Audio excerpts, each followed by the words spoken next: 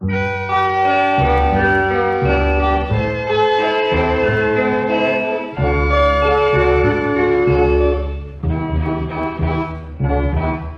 ខេត្តសៀមរាបប្រៀបថានៅសត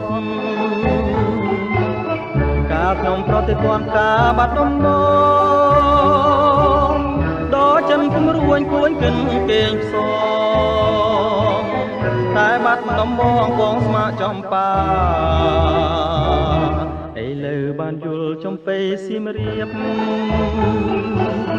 ក្រអូបជួតជ្រាបពោពេញអរា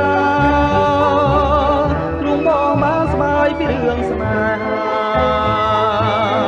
ដល់ការចំបាឲ្យរៀមក្រៀមក្រមរយព្រួយរយនឹករយសានទន្ទឹងពុំឃើញនំនឹងតែជ្រៀងផ្ដាផ្ដាំកន្លងក៏ទៅជាយូរខែឆ្នាំតើឲ្យទ្រាំចាំដេចទៅចំបៃសៀមរាបបងអើយ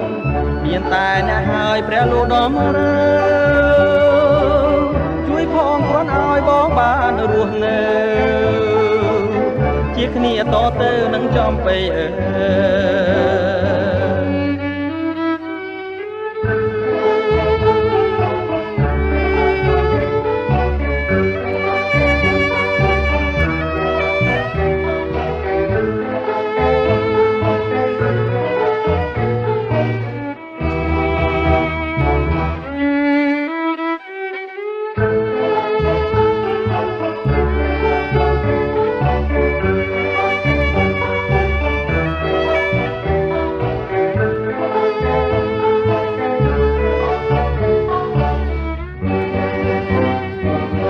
រយព្រួយរយនឹករយសានទន្ទឹង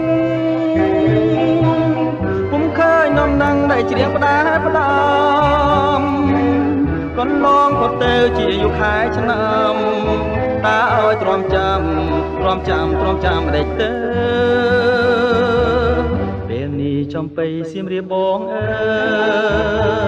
យមានតែអ្នកហើយព្រះលោកដំរើជួយផងគ្រាន់ឲ្យបងបានរស់នៅ